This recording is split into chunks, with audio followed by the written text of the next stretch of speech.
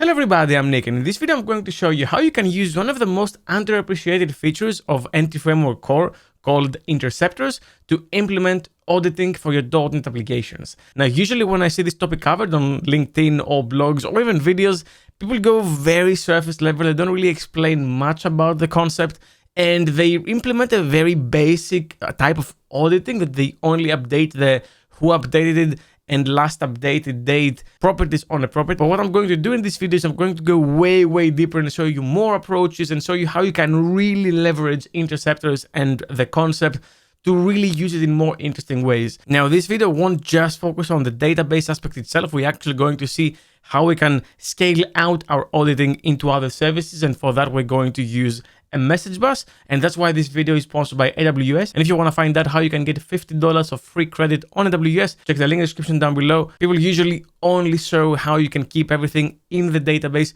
I want to show you how you can move things around, maybe to more appropriate places. So let's show you what I have here. I have this movies API, a bit of an old school API. We have some controllers over here, and then we're using this AppDB context, and we're using SQLite over here to store everything. So it just stores movies. So it's a CRUD API where you can create, update, retrieve, and delete movies. And if I quickly just run it, just so you can see what's going on here, I'll go here and then go to Insomnia and say, go ahead and create Nick the Greek. So let's go ahead and make this. The movie has been created. And if I go to the table, the movie was created.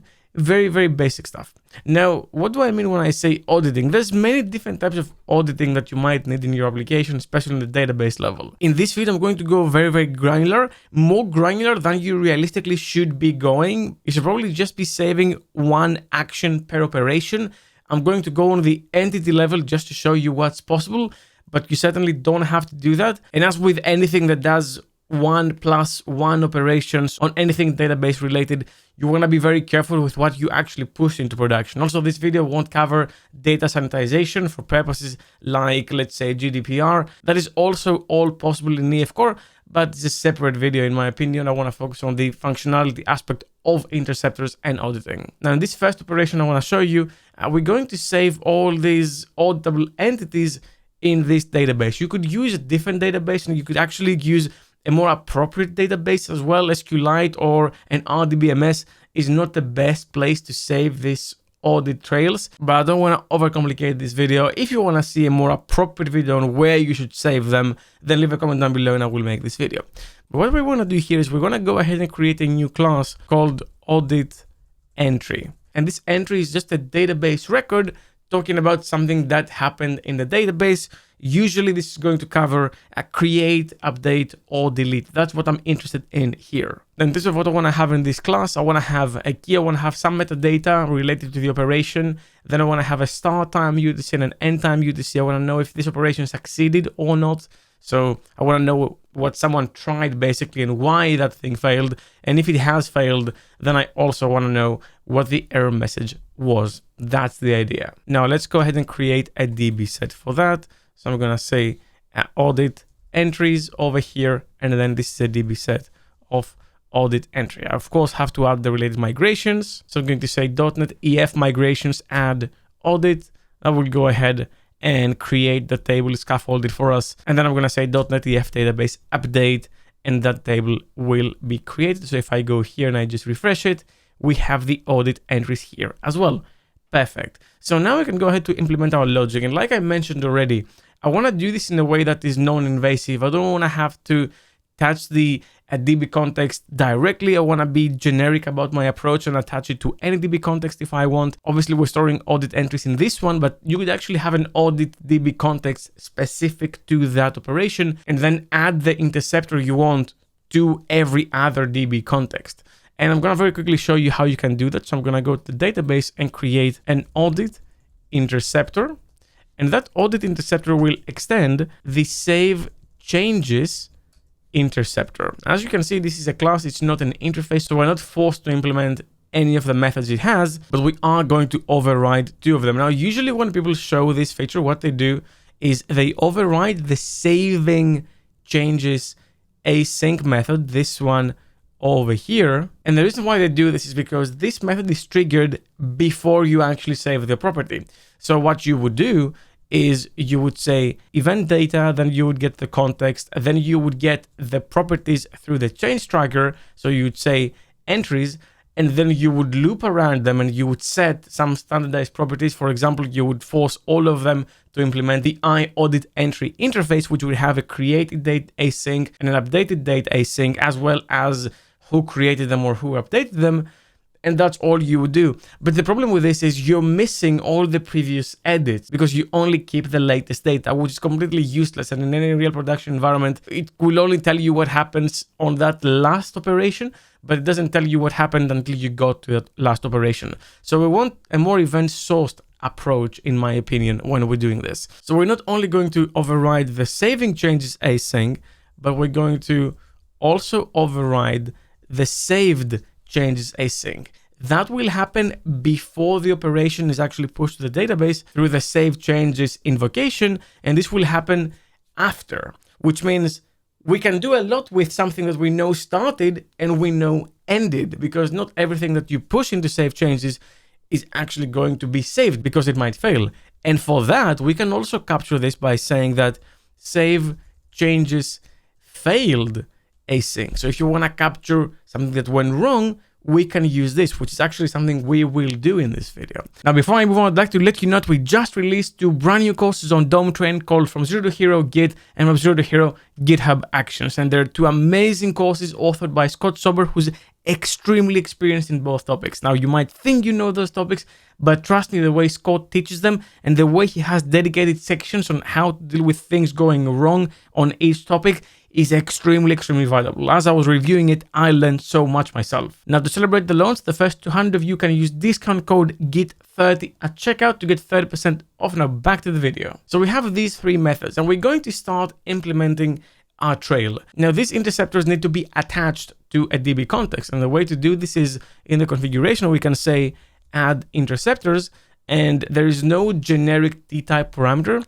So what you have to do is say new audit interceptor in this case, and if you want to inject any services, you'd have to inject them in the DB context and then all the way down to the interceptor. But once we do this, I'm going to just go ahead and add a couple of breakpoints here, and I'm just going to go and create my movie now again. And I want to show you how the code is stepping through everything. So I'm going to go to my service, I'm going to find a create movie, here we go, and then I'm going to say go ahead and create Nick the Greek 2. Same year. So that's coming into the movie service. We're going through this. We're saying add. Nothing happens on add. I just stepped over. But when I say save changes async, we go into the saving changes async. I want to point out we haven't actually saved anything yet. As you can see, only 1 entry over here. Then we step over it. Then now it is saved because now we are in the saved changes async, and you can actually see the movie has been saved. And then we go through this. And then the application continues. Pretty straightforward as long as you can understand how the naming comes together. Okay, so what do we want to do now? Well, since we know what's coming into the request before we actually do anything about it, I can say async here, and then I can await this. And as you're going to see, in the event data, I can get the context and I can get the change tracker, and this gives me access to everything that's going to be saved. Now, I can choose to have 1 audit entry for the entire operation. What I'm going to do instead is I'm going to make 1 entry per item that this operation contains. Completely up to you how you want to do this. Do you want to make a batch? Do you want to make a single operation? I'm just doing this to show you we can go really granular. But remember, that's not how necessarily you should do it. It's just showing you how deep you can go with this approach. If you want to make a single operation, you can do that. So what are we going to do here is we're going to start building our audit trail. How are we going to do this? Well, first we're going to say that if the event data dot context is null, then just go back. We don't want to deal with the rest of this operation because we're actually going to need the data contained in that DB context. And the DB context shouldn't be null, but it is nullable, so we have to handle it. Then as part of my auditing, I actually want to capture the delta between when the operation started being saved and stopped being saved. And the reason for that is because I can get the difference, and the difference can make me optimize queries later because I will be able to detect which queries take a long time to execute.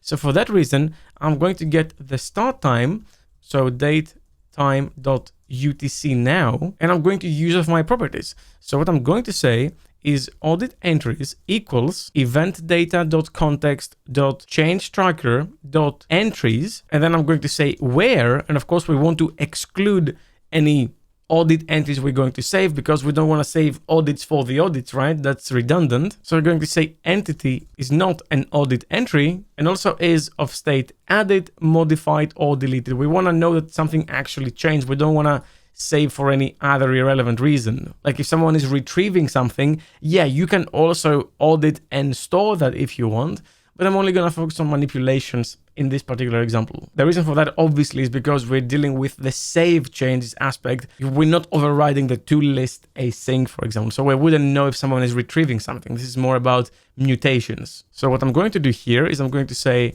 go ahead and create a new audit entry, and we're just going to save every property. What I'm going to do, since I'm in .NET 9, is I'm going to use the version 7 of the brand new GUID, UUID 7. And the reason why I'm doing this is because that UUID is database optimized, it's sequential, it's sortable, so it will give you better performance. And it reflects also part of how things happen, how you would want them in an audit trail. And then the start date, we're going to save it here too. And this is where you can actually add some metadata if you want. So what you can do is you can attach things related to this operation, anything. And of course, you can change this to any other type. I just have it as a string for this example. But for example, you can say that if you're running this in development or in debug mode, you can say, get me the long view of the debug view, which will basically give you the representation of this particular entity as a string. Keep in mind, the view here is not consistent. It is not versioned. It can change at any time. So do not write tooling that reads that string and does something with it, like alerting, for example, or any other thing like this. This is just so you can get a peek into what happened. And then in the end, just to list this. Now, if audit entries count equals 0, then, do nothing, just return this. Otherwise, we want to add them somewhere for later, because we only want to save this if saving was successful or if it failed, but we don't know which of the two will actually happen. So we need to store them somehow. Now, here's the interesting thing. The appdb context, by default, of course, this depends. So please make sure that this is applicable to you. If not, you have to make your own scope. But by default, the appdb context is scoped. And because we're in an API as well, the API request handling is also scoped, which means that we can actually do the following. We can be a bit smart about it. And by the way, be very, very careful with things like this. You have to know the scopes. You have to know where save change async is called and so on. So be very careful doing this. But what we can do is we can say builder.services.add keyed scoped of type list of audit entry. A bit weird, but I can actually say here that this is a keyed service, so the name is audit, and I can only get it by doing that. And then I'm going to just reject both of these properties, and I'm going to say that this is a new list by default. By doing that, I can go to the DB context and I can say private read-only list of audit entry, and I can say audit entries, inject that over here, and then pass it down to my interceptor, which can use this. So I'll go here and say, here's my interceptor, here's that. And then all I'm going to do is I'm going to add them in the beginning of the request here. So I'm going to say add range audit entries. So as I'm starting, I'm saving all my audit entries. I'm not really saving them in the database, just in memory. Now, if for some reason this all falls over, I'm going to lose this. It will be a garbage collected. They go out of scope, they get disposed. Nothing happened. No significant compute is really lost. I don't have to store this in any fancy way. This is the simplest way I can do this. But now it means I actually have them for when I save them. So what I can do now is I can go ahead and say over here that this is async. And I can say again, if the context is null, go ahead and go your merry way. We don't care about you. And then in the end, after everything, I want to do the same. But in here, I actually want to save my audit.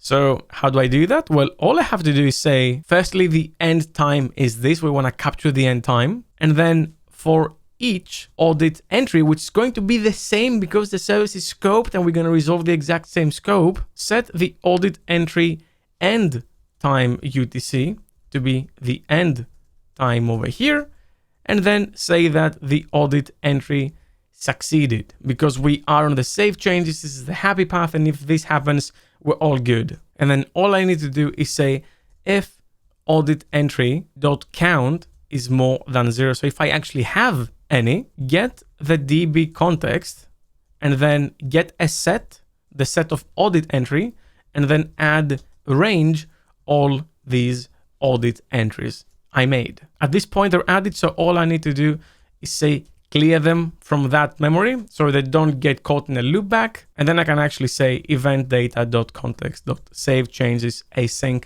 after we saved. And this will only trigger an extra saving, which we will actually exit out of because we are excluding these entries over here through this where filter. So where everything comes together, I'm going to go very quickly and just delete all the movies over here. And as you can see, we have no audit entries here. I'm going to say run my API. And by the way, if you want to grab this code base to play around with it and do anything you want, it's in the description down below for free.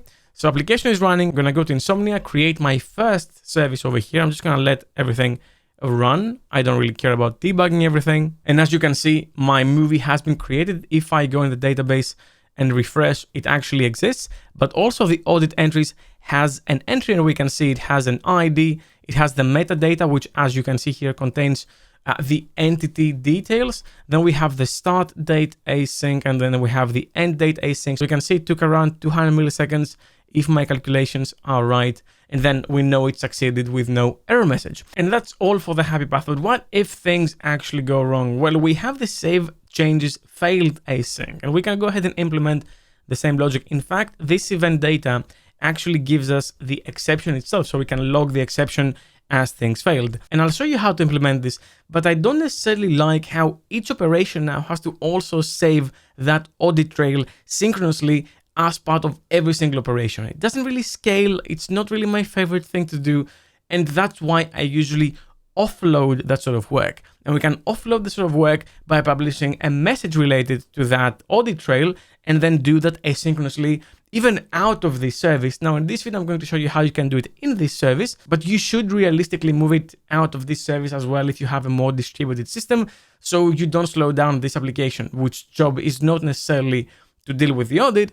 Audit is just a byproduct. Not only that, but introducing messaging will allow your application to scale better and also brings a level of resilience on its own and also load leveling. So I do recommend you bring some capabilities of messaging or eventing into the mix. Now, the way I'm going to do it in this video is I'm going to bring in Amazon SNS and SQS. This is the queuing and messaging mechanism and pub/sub as well that will allow us to publish a message, and the message will be the audit trail, and then consume it and save it later. Now, I don't want to write all this Amazon code manually, so instead what I'm going to do is I'm going to add mass transit.sqs over here, and this will do all the heavy lifting for me. All I need to do is just configure it here. And the great thing about mass transit is it actually is able to go ahead and create all the queue subscriptions and topics for me.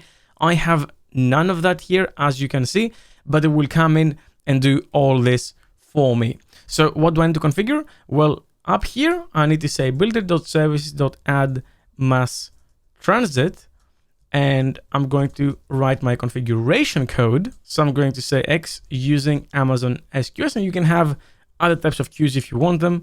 I'm going to get the context and the configuration over here, and I'm going to configure two things. So the first thing I want to say is configuration.host, and the host I want to have is EU West 2 London, and I don't need any fancy configuration here. So instead, I'm just going to reject it. That's because my machine is already authenticated against AWS. And then configuration.configure endpoints and pass down the context. And that is it. I don't need to configure anything else to publish. This will now register for me everything I need, create all my topology, and allow me to activate from dependency injection a private read-only I publish endpoint, which will allow me to publish into my topic and then consumed by the queue.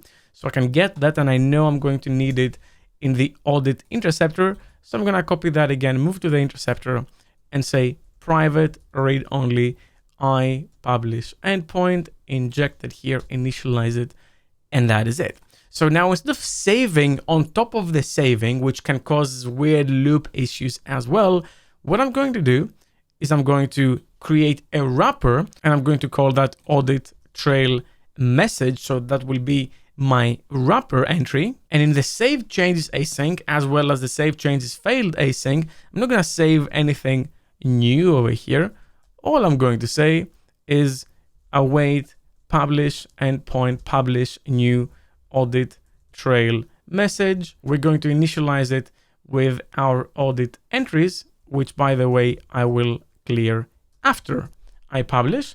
And in fact, I don't really need to clear them anyway, because this is scoped. So at this point, this will all be fine. Here we go. And basically that's about it. Now I can actually copy this exact code as it is and put it into the failed changes. I don't need this anymore because this is a task. It doesn't matter. This will actually be false, not true, because if you go into the failed, obviously we failed. And we might also be interested in the audit entry.error message, which we're going to get by the event data.exception.message. You can get the entire object as well if you want, but depends on how verbose you want to be. And then same thing here as before. Now, if I just run this now, I'm going to publish some messages, but no one is there to listen to them. So what I'm going to do is I'm going to make a consumer. I'm going to make an audit trail consumer, which will implement the class iConsumer, and the type we're consuming is the audit trail message. We're going to implement the consume method, of course, turn this into async. This means I can actually inject the DB context, because now in this example, I'm going to save it again in the database, but asynchronously, so it doesn't actually affect the main operation. But this is something you can actually take and put into a separate application. It will all work. Because we have a consumer, we actually need to register all of them here. So I'm going to say add consumers from type of program.assembly. So find all the consumers within this assembly containing this type. Here we go. And then I'm going to go to my consumer again. And all I need to do is basically the exact same logic I had before. db.auditentries.add range context.message.entries, and then await db.save changes async. And that's it. So what I'm going to do now is I'm going to just quickly clear the database. So as you can see, nothing here. And as you can see, nothing here after I delete it. So here we go, nothing here. And then I'm going to go ahead and just run the application. So by running it, we will actually get those queues automatically for us. And we're going to see it as it all comes together. But as you can see, bus started pointing to that Amazon SQS EUS2. I'll go ahead and say, go ahead and create my movie. And the movie will be created. And as you can see over here, the audit trail has also been created. That's because the message came in the consumer asynchronously. And I want to show you this. What I'm going to do is create another movie, Nick the Greek, to run this. As you can see over here, I don't know if you saw it, we already have a response. Everything happened. Our user already has the response. They don't have to wait for that audit to be written. And then we have the message consumption. We haven't written it yet, as you can see over here. But now I'm going to run this. And now we have it. And like I said, we also get the bad request. So if we go ahead and try to create the same movie twice, we're going to get, of course, an exception. And if I let this play, yes, we will see in Insomnia that this failed because there's a uniqueness violation on the title. But if I go into audit trails, we also have this non-successful request saved. And we have the message and error occurred. See inner exception for details. Not very helpful. That's why you might want to actually get more information. But we have the beginning, we have the end. We know exactly how each query took, which means we can calculate how long they took. We're using a new fancy IDs, which are very, very performant, as you can see. And then we have the data here. So you can see exactly what we tried to do. We tried to, as you can see, add this property with this partition key, because we have the partition key marked too, and we can go crazy with how much or how little auditing we want to add. And the cool thing about all this is if I refresh here and here, both the topic has been created for us, the subscription as well, and the queue. And what I want to show you is that if for some reason over here our consumer is not running, so if I just say don't add this consumer in this particular scenario, of course it already exists and the subscription already exists and will push those messages there. Well, my application can still go ahead and continue creating things. So this worked and this didn't work. And I don't have to worry about my audits being lost when they're being written, because they're actually saved here. And when I eventually run my consumer again, I can go ahead and quickly see what's in here. In fact, I can go ahead here and see what's contained in my messages. If I poll for messages, I'm getting both my messages, and I can see the body, which is, if I just expand this, as you can see over here, year of release, everything is saved, nothing is lost. We see the error, we see everything. It's a great approach to doing your auditing. And there's more appropriate databases to save this into. Ideally, you shouldn't save it into an RDBMS. There's better things to use. But even if you use this for smaller projects, it will really, really work well. I hope this video really shows you and helps you understand how interceptors work, because I do think the content out there related to them is pretty weak. You can do crazy things with them. Don't abuse them. You can abuse anything. And if you want to learn more about AWS, we have a 4.5-hour course completely free on Dome Train. I'm going to put a link in the description as well. Just enroll, and there's so much to learn beyond AWS as well in that course. But now I want to know from you, what do you think about all of this, and how are you doing your auditing? Leave a comment down below, let me know. Well, that's all I had for you for this video. Thank you very much for watching, and as always, keep coding.